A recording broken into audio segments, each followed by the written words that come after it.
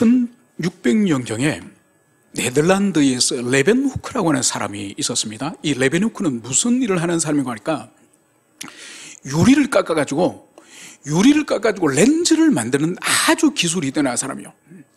그런데 이 사람이 멀리 사람들이 보는 망원경은 이미 발견했는데 눈이 보이지도 않는 작은 세계를 들여다보고 싶은 거예요. 그래서 렌즈를 깎아가 이 사람이 현미경을 레벤후크가 만듭니다.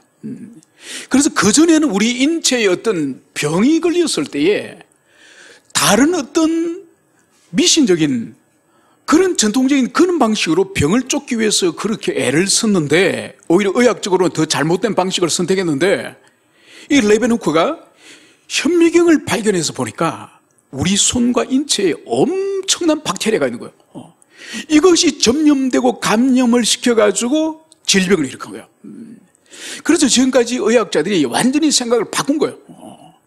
이 작은 박테리아, 이 박테리아를 소탕하는 이것이 의학의 발전이다. 그래서 사람들이 이 박테리아를 잡기 위해서 고민하고 해가지고 그것이 발전한 것이 항생제 개발이에요. 그래서 인류의 역사의 의학을 완전히 의학의 역사를 뒤바꿔버린 거죠. 만약 현미경을 발견하지 못했으면 질병의 원인이 이 박테리아, 이 세균이 감염됨으로 우리에게 병이 온다는 것을 모르면은 지금도 인류는 엉뚱한 짓을 하고 있는 거죠. 병을 고쳐보려고 구설을 한다든지 점을 친다든지 별짓을 다 하겠죠. 그래서 보이지 않는 미시 세계를, 아주 초미시 세계를 현미경을 통해서 실존하지만 인간이 경험으로, 인간의 감각으로서 볼 수 없었던 박테리아를 이 현미경의 세계를 통해서 그 세계를 본 것이죠. 여러분, 이것은 물리적 세계뿐만 아니라 우리 영적 세계도 마찬가지죠. 우리가 눈으로 보이는 이 만물의 세계와 우리 인간관계만 존재하는 것이 아니라 눈에 보이지 않는 영이신 하나님이 계셔서 그분이 만물을 지으시고 만물을 섭리하시고 만물을 이끄시고 역사 속에 개입하시고 우리 인생에 개입하시는 주권자라는 것을 성경이 말씀합니다. 그리고 하나님과 함께 성경은 또한 우는 사자처럼 삼킬 자를 두루 찾는 원수마귀가 있다는 것을 성경이 말하는 거예요. 여러분, 그래서 우리가 이 세상을 살아가면서 역사의 주관자가 우리 인간이고 어떤 정치인이고 어떤 정파가 이 주관자가 아니라 바로 하나님이 역사의 주관자시고 역사에 개입하시고 역사 이끄시고, 여러분, 그래서 한 나라도 마찬가지고 한 개인과 가정에 있어서도 하나님이 주관자라는 이것을 성경이 기술하고 있습니다. 그리고 여기에 원수마귀가 끊임없이 유혹하고 우리를 섬에들게 하고 우리가 넘어지게 하고 마귀하는 이 일을 원수마귀가 하고 있다는 이것을 우리는 기억해야 될 것입니다. 오늘 우리가 살펴보고자 하는 이 본문의 말씀은 바로 역사 속에서 사사시대, 그러니까 사사기라고 하는 그 성경 가운데에 바로 유명한 기드온이라고 하는 그 사사시대에 있었던 일과 그의 아들 아비멜렉이라고 하는 그 아들에 관한 이야기를 오늘 저희들이 살펴보고자 합니다. 여러분, 이 기드온이라고 하는 이 사람이 살릴 시절은 미디안이라고 하는 나라가 지금 이 기드온을 이제 7년 동안 억누르고 있을 때요. 그러니까 그들이 죄를 짓고 하나님을 떠나서 우상 숭배했을 때 하나님이 이 미디안 민족을 보내서 이들을 심하게 압박을 하고 있는 거죠. 바로 이때에 이 기드온이라고 하는 아주 지극히 평범한 사람을 하나님이 사사로 이제 세우셔서 이스라엘 민족을 구원하는 이야기가 바로 사사기 안에 기드온에 관한 부분이에요. 여러분, 이 사사 기드온은 매우 소심한 사람이고 겁이 많고 그리고 그렇게 대장부적인 사람이 아니에요. 하나님이 그에게 은혜와 능력을 주셔서 그가 이 미디안의 13만 5천 명, 그러니까 13만 5천 명이면 엄청난 수죠. 그 정도 많은 이 외적을 단 300명의 용사를 통해서 하나님께서 이 외적들을 다 물리치는데 사용되어진 이 수다리 도구가 바로 이 기드온이에요. 그래서 이 기드온이 그 엄청난 군대를 다 300명의 용사와 함께 다 물리치고 이제 전쟁에서 승리한 이후에 오늘 일어난 일이에요.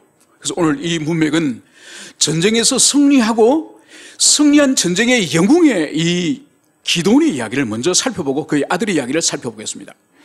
오늘 22절 그때에 이스라엘 사람들이 기도원에게 이르되 당신이 우리를 미디안의 손에서 구원하였으니 당신과 당신의 아들과 당신의 손자가 우리를 다스리소서 하는지라. 이제 이 전쟁의 영웅 이 기도원을 향해서 이스라엘 백성들이 오늘 뭐라고 말하죠? 당신이 우리를 미디안 손에서 구원하였으니. 여러분, 이스라엘 백성이 지금 하는 이 말이 참입니까? 거짓입니까? 여러분, 하나님이 이스라엘을 구원하셨지 기도원이 구원한 것이 아닙니다. 그죠? 기도원은 하나님의 도구에 불과했는데 지금 이 이스라엘 백성들의 이들에게 있어서는 하나님에 대한 믿음이 있습니까? 없습니까? 믿음이 없습니다. 이 사람들은. 이 사람들에게는 기도원만 눈에 보이는 거예요. 그래서 기도원이 눈에 보이기 때문에 이 전쟁 영웅 기도원에게 무엇을 부탁하느냐? 이제 당신과 당신의 아들과 당신의 손자가 대대로 우리를 다스려 주십시오. 여러분, 이 의미는 뭔가요? 이제 당신은 사사 말고 왕이 되십시오.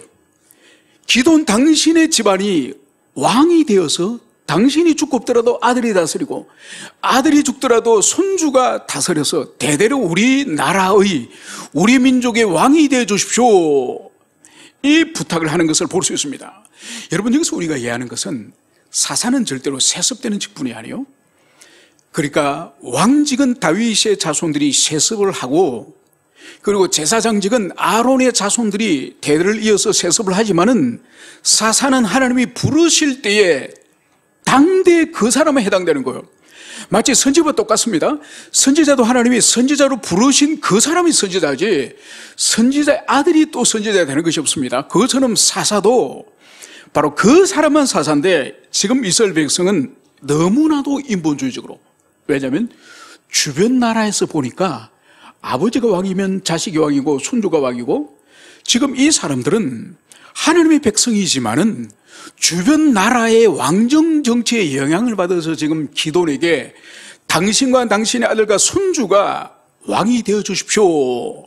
이 부탁을 하는 것을 볼 수 있습니다.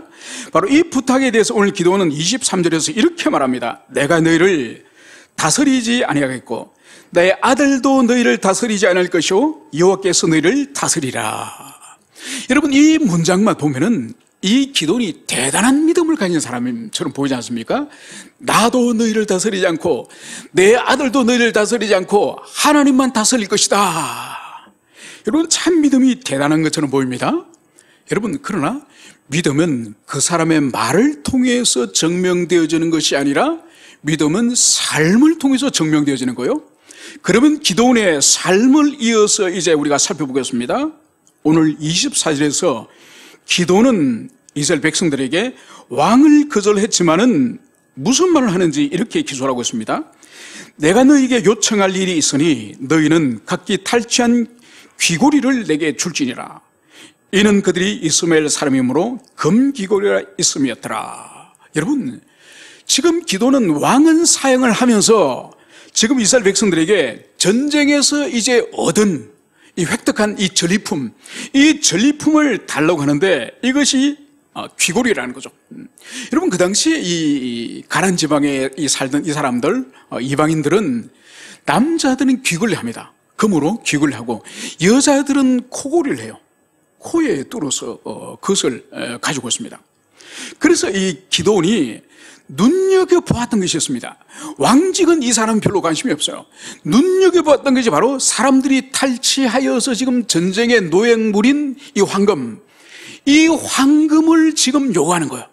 그래서 너희들이 황금을 노획을 했지, 그것을 나에게 다오.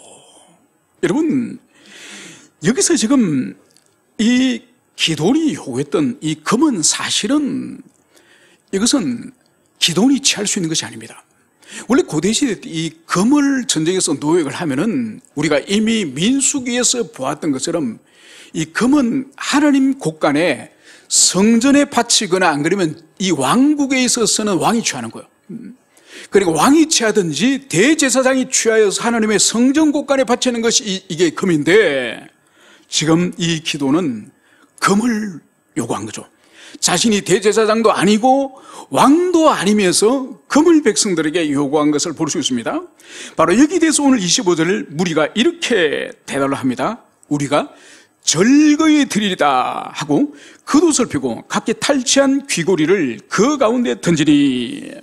여러분, 백성들은 전쟁 영웅 기드온이 이제 금귀고리를 달라 하니 기쁜 마음으로 기꺼이 그것을 내어놓는 것을 여기서 볼 수 있습니다. 여러분, 이것이 뭔가 하니까 이 백성들이 이 기도를 얼마나 신뢰하는지 전쟁의 노획물 그것을 기꺼이 이제 이 기도원에게 바치는 것을 볼 수 있습니다. 그리고 이 사람들이 얼마나 왕을 기다리는지, 왕을 원하는지, 인간 왕을 원하는지 이것을 여기서 또한 볼 수 있습니다. 그러면서 이 금을 오늘 26절에 보면 요청한 금 귀고리 무게가 금 1700세겔이요 그 외 또 초생달 장식들과 패물과 미디안 왕들이 입었던 자색 의복과 그 외에 그들의 낙타 목에 둘렀던 사슬이 있었더라. 여러분, 금 귀걸이만 다 수집하여서 모았더니 이것이 금 1700세겔이에요. 여러분, 이것은 오늘날 무게로 환산하면은 금 20kg예요. 그러니까 이 금 골든바 있지 않습니까? 금괴 1kg짜리 그게 20개나 되는 거예요. 여러분, 1kg 이 골든바가 제가 얼마인지 확인해 보니까 이게 1억 6천이 넘어요. 1억 6천이. 예. 그러면 그게 20개면 최소한 32억을 하네. 32억. 여러분, 전쟁에서 승리하고 이제 이 기드온이 은퇴를 하지 않습니까? 일종의 퇴직금이죠, 그죠? 퇴직금으로 지금 32억치의 금괴를 지금 받았던 것입니다.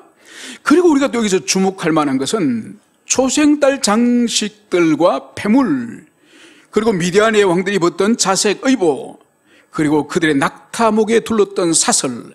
여러분, 그 외에 보물들을 여기서 기술하고 있는데 다른 것들은 빼고 두 가지만 주목하겠습니다.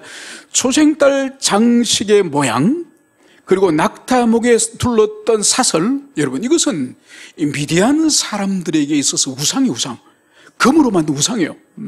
여러분, 이것을 지금 기드온이 취한 거예요. 여러분, 우상을 취하면 됩니까? 이 우상은 철저히 파괴해야지. 이 기드온은 금 귀고리뿐만 아니라 이 우상까지 취하였다는 이것을 여기서 보여주고 있습니다. 여러분, 그러면서 이 도대체 이 기도는 무엇하리고 무엇 때문에 이 금을 취하였느냐? 오늘 27절 기드온이 그 금으로 에봇 하나를 만들어 자기 성읍 오보라에 두었더니 온 이스라엘이 그것을 음란하게 위함으로 그것이 기드온과 그의 집에 올무가 되니라. 여러분, 이 본문은 많은 것을 우리에게 계시하고 있고 무시무시한 이 사실을 이 본문에서 계시하고 있습니다. 여러분, 이 금을 가지고 이 기드온이 한 일은 에봇을 만들었다는 거예요. 여러분, 에봇이 뭐죠? 에봇은 대제사장만이 입는 옷이에요.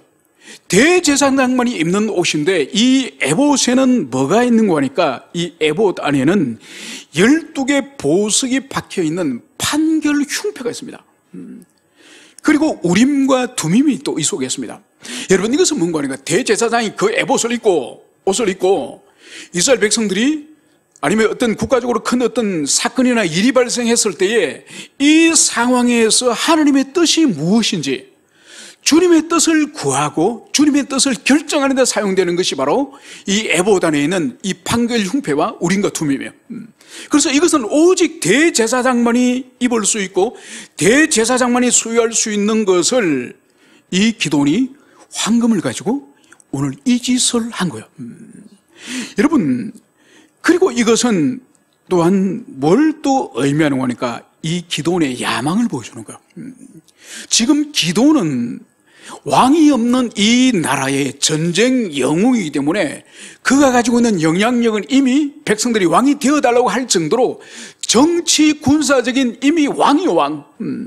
이미 정치 군사적인 왕의 그런 리더십을 가지고 있는데 여기다가 이 사람이 만족하지 않고 뭘까지 더했죠? 이 황금으로 에봇까지 만들었던 거예요. 에봇까지 만들어서 이 에봇을 어떻게 했느냐?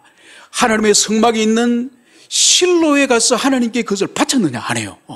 바로 자기 고향 동네, 자기 성읍인 이 자신의 이 고향 동네, 여기에, 오브라이 여기에 이 에봇을 자기 집에 모신 거예요. 여러분, 이 집에 모심으로 말미암아서 오늘 어떤 일이 일어났음을 성경이 말씀합니까? 온 이스라엘이 그것을 엄난하게 위함으로 그것이 기돈과 그의 집에 올무가 되니라. 여러분, 전쟁 영웅이, 리더십을 가지고 있는 이 전쟁 영웅이 이제 자기 집에 이 황금 에봇을 지금 모시고 있는 거예요. 여러분, 그런 백성들이 지금 하나님의 성막이 있고 대제사장이 있는 실로가 따로 있습니다. 그래서 명절이 되거나 유월절이 되거나 오순절이 되면은 그 실로에 가서 다 제사를 드리고 또 죄를 지으면 실로에 가서 제사장이 아려가지고 속죄함을 얻습니다. 그런데 그 옆에 이 오브라에 이 기브온이, 이 전쟁 영웅이 딱 황금으로 이 에봇을 딱 만들어 자기 집에 모신 거예요. 여러분, 그런 백성들에게 대제사장이 있는 실로에 가서 제사를 드리거나 실로에 가서 하나님의 뜻을 묻는 것이 쉽겠습니까? 아니면 살아있는 전쟁 영웅, 이 기도원의 집에 있는 황금 에봇 앞으로 가서 하나님의 뜻을 묻고 거기에서 하나님께 어떤 기도할 일이 있으면 거기로 가겠습니까? 말할 필요가 없죠. 그래서 오늘 성경 보세요. 온 이스라엘이 그것을 엄난하게 위함으로 그것이 기돈과 그의 집에 올무가 되리라. 그래서 온 이스라엘이 실로의 하나님을 찾아간 것이 아니라 오브라에 있는 이 기돈을 찾아가고 기돈 집에 있는 이 에봇 우상을 오늘 섬겼다는 것이 여기서 보여주고 있습니다. 여러분, 이것은 큰 엄청난 죄를 지은 거죠. 그러니까 단순히 이 기돈이 황금으로 자기가 어떤 숭배해 보려고 에봇을 만드는 것이 아니라 그것을 만들어서 공식적으로 안치를 해가지고 모든 백성들이 하나님의 성전을 두고 성막을 두고 여기 와서 경배하도록 했으니 이것은 이 기도원이 첫 번째는 우상을 만든 죄. 여러분, 십계명 가운데 두 번째 죄가 우상을 만들지 마라. 생인 우상을 너를 위해서 만들지 마라.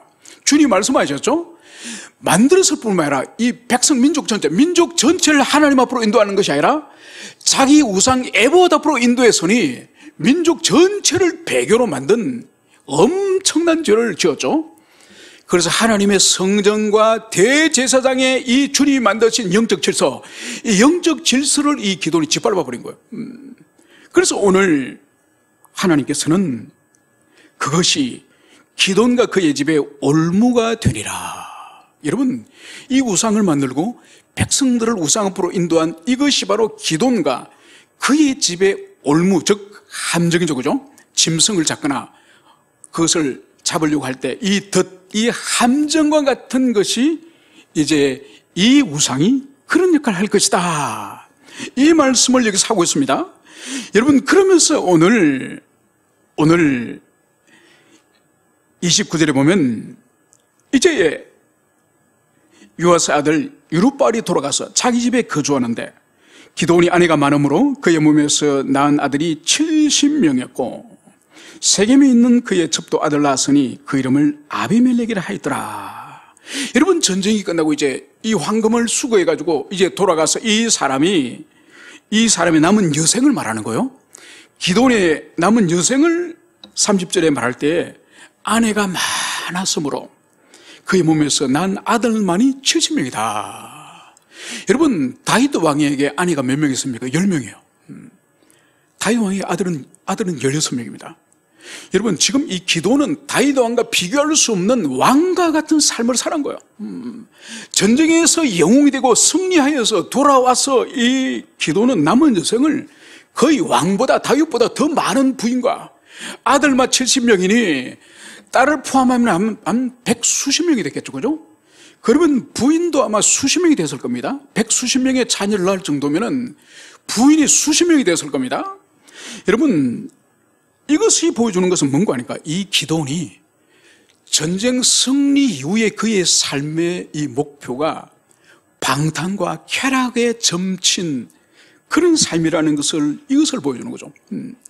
그리고 그의 삶이 왕적인 삶을 살았다고 하는 것을 보여주는 증거가 바로 세겜에 그의 첩이 하나 있었는데 그 첩에게 아들을 낳았는데 아들의 이름이 아비멜렉이요.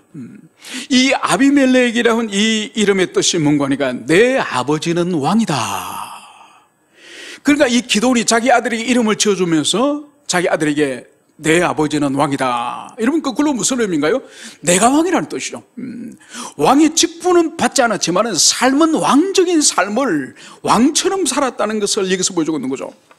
여러분, 그러면서 이제 이 세겜성에서 태어난 이 첩 아비멜렉을 오늘 성경이 기술하면서 역사 속에 문제적 인물 이 아비멜렉을 오늘 언급을 하기 시작하는 것을 볼 수 있습니다.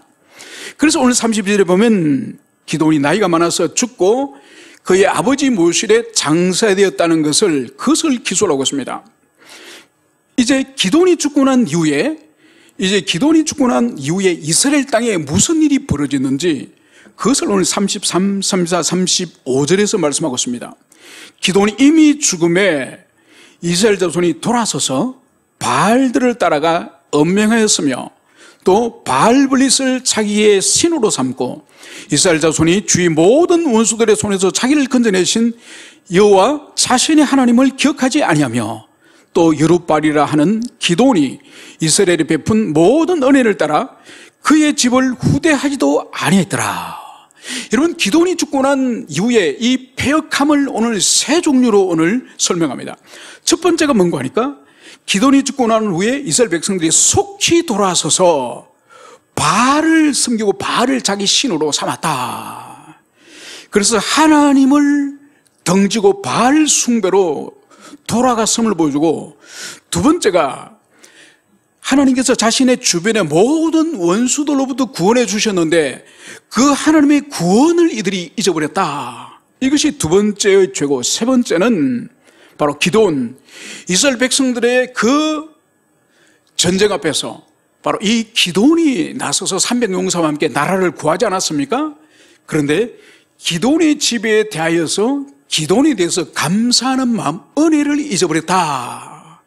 이것이 이스라엘 백성들이 기도원이 죽고 난 이후에 세 가지의 죄를 여기서 언급을 하고 있습니다. 여러분, 이 기도원의 지배에 대한 이 망각, 그러니까 하나님을 망각하니 당연히 기도원도 망각하겠죠. 여러분, 그래서 오늘날도 어떤 은혜를 입은 것에 대해서 잊는다고 한다면은 그거는 참 배역한 것입니다. 그러니까 사람이 다른 사람에게 은혜를 입더라도 기억하여서 다음에 감사할 일이 있거나 다음에 살해할 일이 있으면 해야 되는 것이지만은, 여러분, 하나님으로부터 은혜를 입고 하나님으로부터 그러한 구원을 받고 난 이후에 뒤를 돌아서서 배교를 하고 배신한다는 이것은 참으로 사악한 일이죠. 바로 이스라엘 백성들이 그런 죄를 지었음을, 이것을 보여주고 있습니다. 바로 이러한 이 배교적, 이 배반적인 이 역사적 배경으로 하여서 오늘 9장이 시작되는 거예요. 바로 이러한 배경 속에 9장 1절, 여룻바알의 아들 아비멜렉이, 여러분, 여룻바알이 기도원이에요. 여룻바알이라는 뜻은 바알을 대적하다, 바알과 싸우다 이런 뜻이요. 그것은 기도원이 바알과 싸웠지 않습니까? 그래서 기도원의 별명을 여룻바알, 이렇게 별명을 지었던 것입니다. 그래서 이 아들, 기도원의 아들 이 아비멜렉이 세겜에 가서 그의 어머니 형제에게 이르되 그들과 그들의 외조부의 집에 온 가족에게 말하 이르되. 여러분, 아비멜렉은 원래 세겜 사람이에요. 어머니가 고향이 세겜이지 않습니까? 그래서 이 아비멜렉은 외가에서 자랐던 것이죠. 그래서 이 아비멜렉에게서 세겜은 자기 어머니의 고향이자 외가이자 자신이 태어난 그런 고향이죠. 이제 그 고향 사람에게 가서 이제 자기 어머니 형제, 즉 외삼촌들, 외조부들, 그런 사람들에게 이제 이 아비멜렉이 어떤 말을 합니다. 그 말이 바로 2절, 청하노니 너희는 세겜의 모든 사람의 귀에 말하라. 여룹바알의 아들 70명이 너희를 다스림과 한 사람이 너희를 다스림이 어느 것이 너희에게 나으냐. 또 나는 너희의 권력임을 기억하라. 여러분, 오늘 여기서 볼 수 있는 것은 지금 이 아비멜렉은 자기 외조부, 외삼촌, 이 외갓집 사람들을 설득을 먼저 합니다. 설득을 해서 이제 당신들이 이 세겜성 사람들이 가서 이렇게 말하십시오. 바로 여룹바알, 즉 기드온의 70명의 아들이 여러분들이 왕이 되어서 70명의 왕이 여러분을 다스리는 것이 좋습니까? 아니면은 한 명이 다스리는 것이 좋습니까? 그 한 명은 자기를 말하는 거겠죠? 그러면서 나는 여러분의 형제입니다. 골육입니다. 여러분, 이 짧은 이 문장 속에 이 아비멜렉이 얼마나 정치적인 수사가 능란하고 선정선동이 얼마나 탁월한지 그것을 여기서 볼 수 있습니다. 여러분, 상식적으로 보세요. 왕이 한 명인 것이 좋습니까? 왕이 70명이 좋습니까? 말할 필요가 없죠. 왕이 70명이면 이 왕이 이렇게 명령했다가 저 왕은 저렇게 명령했다가 완전히 세상이 혼란스럽지 않습니까? 그래서 오늘 이 아비멜렉은 바로 양자택일을 하라. 나를 왕으로 삼든지 70년 하든지, 여러분, 그것은 선택할 필요가 없는 거죠. 당연히 한 명이죠. 그러면서 나는 너희의 권력이다. 나는 너희의 뼈 중에 뼈고 너희들에게 살 중에 살이다. 얼마나 친근하게 지금 이 아비멜렉이 이 세겜 사람을 설득도 하고 선동도 하고 친근하게 다가가고 이런 사람이요. 바로 그래서 이 말을 듣고 오늘 3절에 보면 어머니 형제들이 이제 아비멜렉을 위하여 이 모든 말을 세겜 사람들의 귀에 이제 전달한 거예요. 그 결과가 그들의 마음이 아비멜렉으로 기울어져서 이러기를 그는 우리 형제라. 이 아비멜렉의 설득이 정확하게 선동이 그대로 먹혀 들어갔죠. 마음이 어디로 기울어졌다고요? 70명이 기울어졌습니까? 아비멜렉 한 명이 기울어졌습니까? 바로 한 명이 기울었죠. 그러면서 이 아비멜렉은 나는 너의 권력이다 이렇게 말을 했더니 이 세겜성 사람들은 그는 우리 형제라 이렇게 답을 하는 거죠. 여러분, 그래서 여기서 이 세겜성 사람과 아비멜렉의 이제 이 동력, 협업이 이루어지는 거예요. 여러분, 이제 이 협업이 이루어져서 이 동력이 이루어져서 이 사람들이 이제 뭘 하느냐? 바알볼리 신전에서 은 70개를 내어 그에게 주매 아비멜렉이 그것으로 방탕하고 경박한 사람을 사서 자기를 따르게 하고. 여러분, 여기서 우리가 오늘 충격적인 것은 이 세겜성 안에 바알볼리 신전이 있다는 것을 볼 수 있습니다. 여러분, 바알볼리 신전은 다른 것이 아니라 이 바알과 이 베리트, 바알의 언약이라는 뜻이에요. 그리고 이 바알볼리, 이것은 바알 신전을 말하는 거예요. 여러분, 세겜성 안에 바알 신전이 있다는 거예요. 여러분, 세겜성은 아주 구약 이스라엘 백성들에게 유서 깊은 도시예요. 이 도시가. 그러니까 가나안 땅에 아브라함이 제일 먼저 들어와서 하나님께 언약을 맺고 제단을 쌓았던 곳이 이 세겜성이에요. 그리고 야곱이 처갓집 바단-아람에 가서 20년 있다가 돌아와서 제일 먼저 제단을 쌓고 언약을 하나님과 맺은 곳이 바로 이 또 세겜이요. 그리고 더 나아가서 이집트에서 죽었던 요셉이 그 해골을 메고 오지 않습니까? 출애굽할 때 해골을 메고 와서 이 세겜에 장사를 지냅니다. 이 세겜에는 이 요셉의 무덤이 있는 곳이죠. 그리고 더 나아가서 우리가 얼마 전에 묵상하였던 여호수아가 죽기 직전에 여호수아가 이스라엘 백성 언약을 맺지 않습니까? 어디서 언약을 맺죠? 세겜이에요. 세겜 상수리 아래요. 그 상수리 아래에서 언약을 맺었던 이 경건한 이 유수 깊은 이 도시에 바알 신전이 기돈이 죽고 나서 얼마 지나 나서 바로 여기에 오늘 이 사람들이 바알 신전이 있었음을 말씀하면서 여기서 은 70개를 바알 신전에서 끄집어내서 이것을 오늘 아비멜렉에게 줍니다. 여러분, 이것은 뭔가 하니까 아비멜렉에게 이 세겜성 사람들이 아비멜렉에게 정치 자금을 주는 거예요. 정치 자금. 지금 왕에 대한 야망이 있음을 알기 때문에 그래서 아비멜렉이 오늘 그 언으로 뭘 하느냐?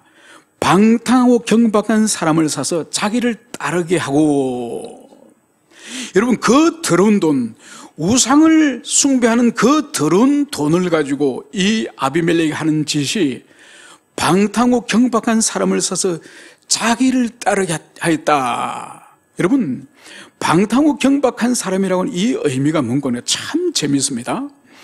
이 의미가 뭔가 하니까 이 의미는 머리에 든 것이 없고 무례하고 사생활이 난잡한, 여러분 속된 언어 표현을 말하면 한마디로 말하면 양아치 같은, 조폭 같고 양아치 같은 인간을 자기 부하로 거느리기 시작했다는 거예요. 자, 그러면 이 짓을 통해서 이 아비멜렉이 하고자 하는 일이 뭐냐? 5절, 오브라이는 그의 아버지 집으로 가서 여룻바알의 아들 곧 자기 형제 70명을 한 바위 위에서 죽였으되 다만 여룻바알의 아들 막내 아들 요담은 스스로 숨었으므로 남으니라. 여러분 이 아비멜렉은 이 사람이 은치십을 가지고 조직 폭력배를 고용해서 그 사람을 데리고 어디로 가느냐? 이 세겜성에서 오보라로 간 거야. 자기 아버지 기돈이 살고 있고 살았고 거기 70명의 자기 형제들이 있는 이 오보라로 간 거야. 여러분 이 세겜성 사람들은 오보라에 대해서 아주 시기질투하는 사람이에요. 제가 잠시 전에 말씀드렸던 것처럼 이 세겜성은 역사적으로 아주 유서가 깊은 도시예요. 유서가 깊은 도시인데도 이 기돈이 이 오브라의 이 황금 에봇을 보관하면서 거기가 지금 이스라엘의 정치 종교적 중심지가 된 거예요. 그러니까 유서 깊은 이 세겜성 사람들은 오브라 사람들이 어떻게 했습니까? 밉죠, 싫죠, 시기질투가 일어난 거죠. 여러분 거기뿐만 아니라 이 아비멜렉이라는 사람을 보십시오. 이 사람은 70명의 아들은 이 아버지 기돈의 본래 자식들이에요. 그런데 이 아비멜렉은 세겜성에 있는 이 아버지의 첩의 자식이에요. 오늘 말한다면 서자죠, 서자, 그죠? 여러분 그러면은 아들만 70명이 넘고 딸까지 포함하면 100명이 넘는 이 많은 자식들 가운데에 이 아비멜렉이 존재감이 있겠습니까? 아버지에게? 그리고 자기 부인, 이 아비멜렉의 어머니, 세겜성에 있는 어머니가 존재감이 있겠습니까? 아마 어머니도 이 기돈이 살피지 않았을 테고 이 아비멜렉도 아버지 기돈이 살피지 않았을 거예요. 그러니까 존재감이 없는 거예요. 여러분 존재감이 없게 되면 나타나는 반작용이 뭔가요? 아버지를 정오하고 형제를 정오하고 복수를 꿈꾸는 거예요. 그래서 아버지가 살아있을 때는 이 아비멜렉이 칼을 갈고 있었지만은 이제 아버지가 죽고 난 이후에 이 세겜성 사람을 설득해서 정치 자금을 얻고 자기 후원자를 만들고 조직 폭력배를 이끌고 이제 오브라에 있는 아버지 집으로 가서 이 사람이 한 일이 바로 뭐죠? 자기 형제 70명을 한 바위 위에서 죽여서대.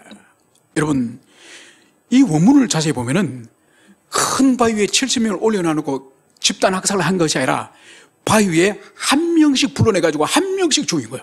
한 명씩 한 명씩은. 여러분 그 모습을 오보라 사람들이 다 보는 거죠.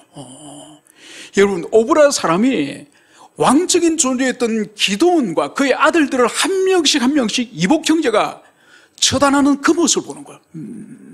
여러분 이것이 뭔가 하니까 바로 8장 27절에서 기돈이 황금 에봇을 만들었을 때 이 성경 기자가 그 황금 에봇이 그와 그의 집에 올무가 되었더라. 바로 이 저주의 말씀이 1차적으로 성취되어지는 것이 70명의 아들들이 다 바위에서 죽임을 당하는 이 끔찍한 일이 일어난 것을 이것을 볼 수 있습니다. 여러분 그러고 나서 오늘 무슨 일이 있느냐? 오늘 6절 세겜의 모든 사람과 밀로의 모든 족속이 모여서 세겜에 있는 상수리 나무 기둥 곁에서 아비멜렉을 왕으로 삼으리라. 여러분 그 유서 깊은 여호수아가 하나님 앞에서 이스라엘 백성과 언약을 맺었던 이 세겜 상수리 나무 이 아래서 뭘 했다고요? 끔찍한 형제를 죽이고 동족을 죽인 이 아비멜렉을 왕으로 추대하는 왕적인식이 바로 이 세겜성 상수리 나무 아래에서 있었음을 이것을 볼 수 있습니다. 여러분, 그래서 드디어 이 아비멜렉은 자신이 원했던 왕이 되었습니다. 그리고 세겜성 사람들은 드디어 자신들이 원했던 왕을 드디어 가지게 되었습니다. 그래서 왕이 되었고 왕을 가지게 되었고, 여러분, 그래서 모든 일이 순탄하게 다 평탄하게 흘러가는 것처럼 보였습니다.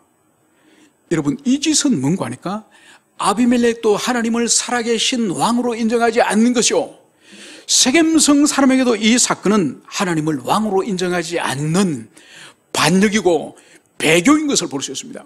그래서 이 세겜성 사람과 이 아비멜렉의 세력이 지금 한마음이 돼가지고 한마음이 돼서 하나님을 짓밟고 자신들이 왕국을 이루는 이런 일을 저지른 것을 볼 수 있습니다.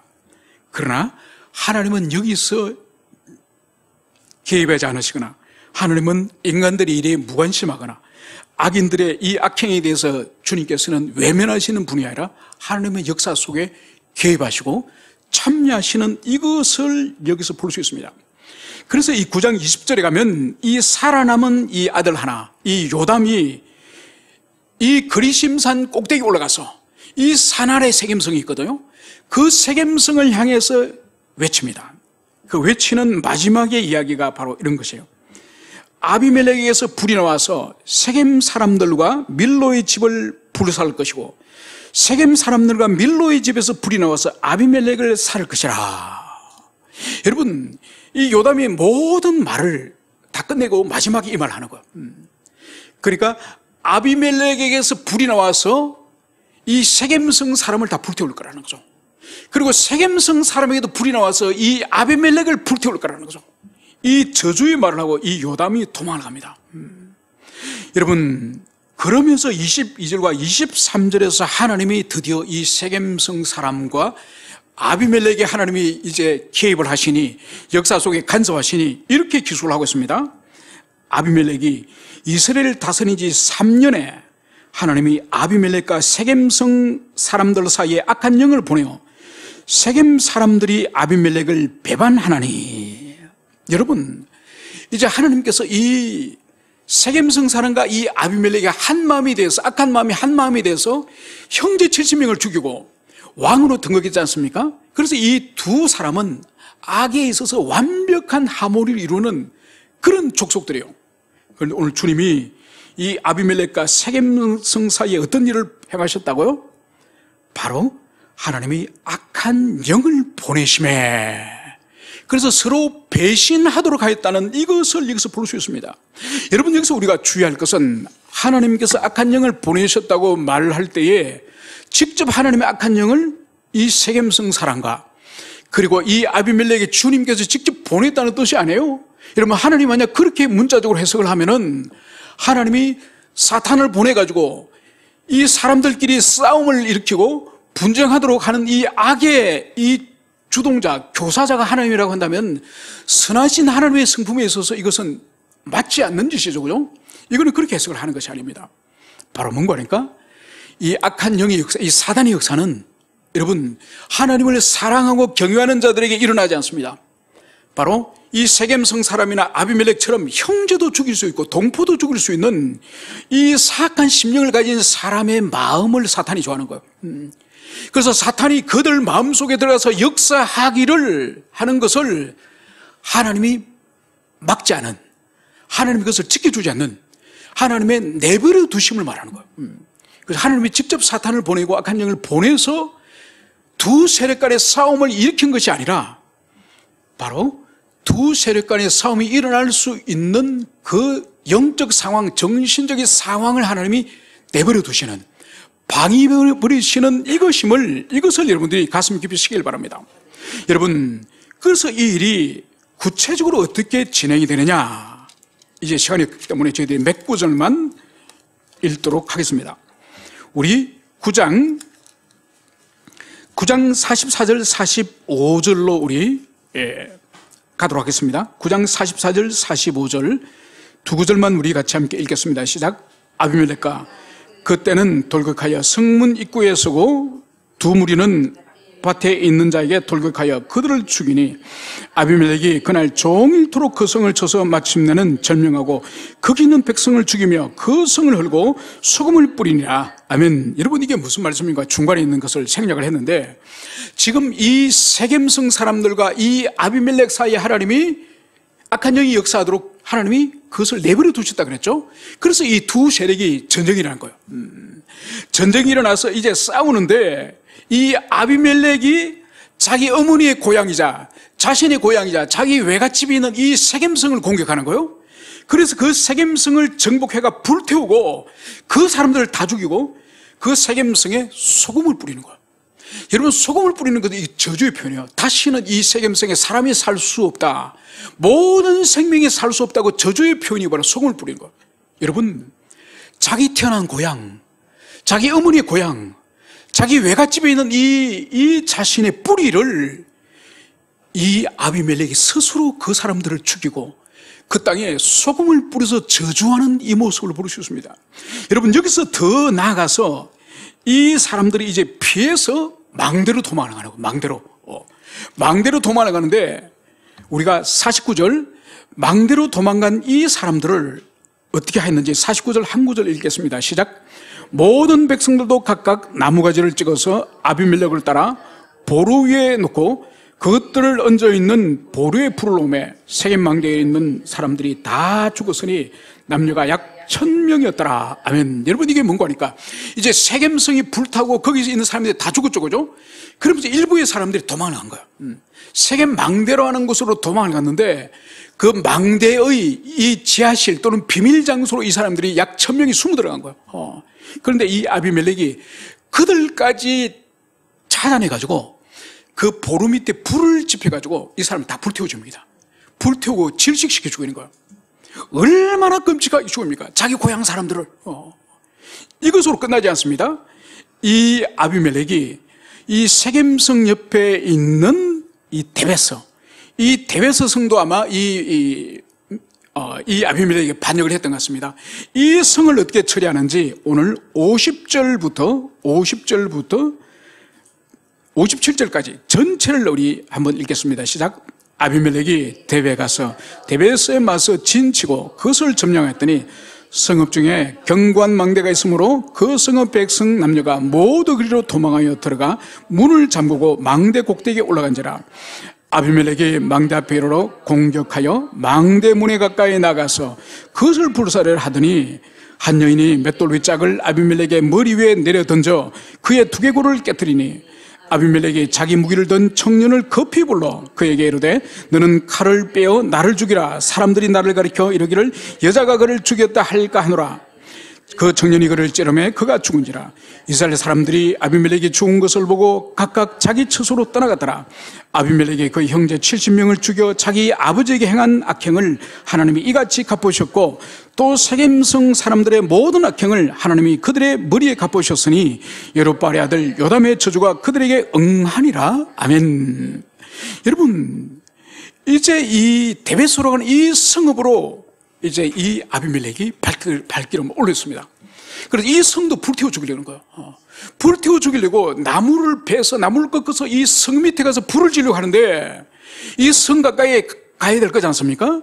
성 위에서 어느 여인이, 이름이 없는 어떤 여인이 자기 집에서 사용하는 이 맷돌의 윗짝을 성 위로 지금 기어 오르려고 하는, 성 밑에 불을 지르려고 하는 그 사람들을 집어 던졌는데, 그 맷돌이 이 아비멜렉의 머리를 때려서 머리가 깨어져서 지금 죽어가는 거예요.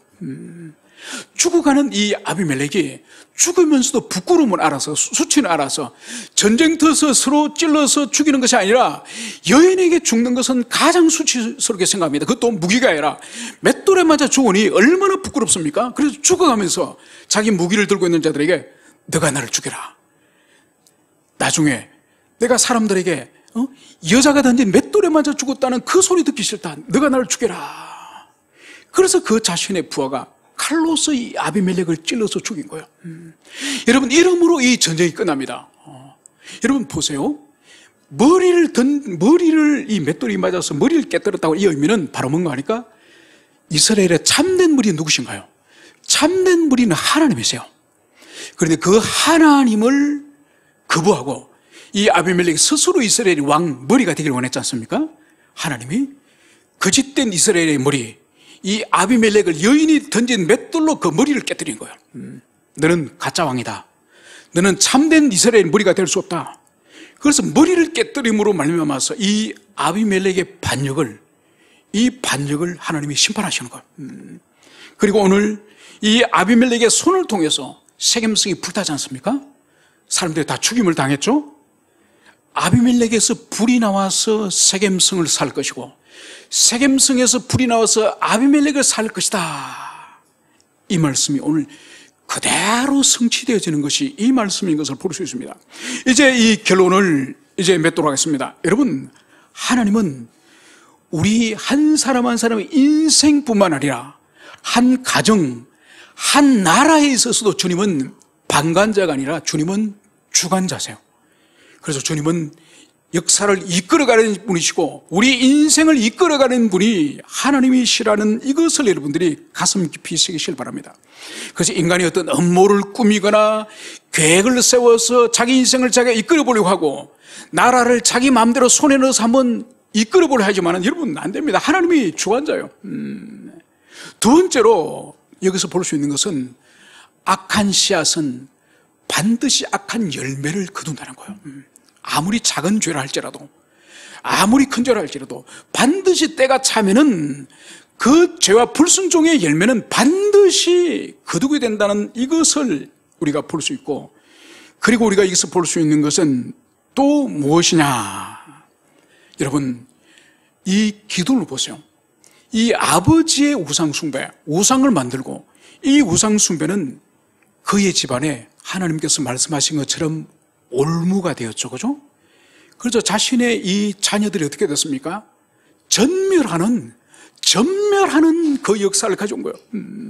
여러분, 그래서 여기서 우리에게 또 주는 권유는 뭔가 하니까 이 세상에 최고 훌륭한 부모, 가장 좋은 부모는 돈 많이 물려주고 부모가 유명해가지고 그 유명세를 타는 그런 자식이 아니에요. 아무 필요 없습니다. 여러분, 돈은 다 까먹고 부모의 지위를 남용해가지고 죄를 지을 수 있는 그런 자식이지만은 이 세상에 가장 훌륭한 부모는 진정으로 하나님을 경외하고 하나님을 사랑하는 참된 신자의 삶을 살아가는 그 부모가 이 세상에서 자녀들에게도 최고의 부모인 것을, 이것을 오늘 여기서 말씀하고 있습니다. 그래서 기도원이 왕처럼 대제사장처럼 에봇을 가지고 백성들의 마음을 후리고 그렇게 했지만은 그 결과는 뭡니까? 온 집안의 자식이, 자기 자식이 또 다른 자기 자식을 죽이는, 이 형제가 형제를 죽이는 끔찍한 일이 벌어진 것을 성경이 말씀하고 있습니다. 여러분, 이것은 오늘날도 개인도 마찬가지고 한 국가도 마찬가지예요. 악인들이 계획을 세우고 업무를 꾸미고 뭔가를 작당하고 여러분 뜻대로 되지 않는 거예요. 왜냐? 하나님이 살아계시고 때가 되면 역사하셔서 때가 되면 심판하시기 때문에 이것을 여러분들이 가슴 깊이 새기고, 지금 우리나라가 큰 그런 환란 가운데 떨어지지 않습니까? 여러분, 인간이 이런 업무를 꾸미고 저런 업무를 꾸민다고 뜻대로 되는 것이 아니에요. 하나님이 살아계십니다. 역사의 주관자는 하나님이세요. 한 나라의 주관자도 하나님이세요. 결국은 하나님의 뜻대로 이 역사를 이끌어 가실 것을 여러분들이 이 성경을 통하여 굳세게 믿으시고 부모된 자로서 무엇보다도 하나님 앞에 좋은 성도가 되는 참된 신자가 되는 것이 자녀들에게 최고의 복인 것을, 이것을 여러분들이 가슴에 새기시기를 축원합니다. 함께 우리 기도하시겠습니다.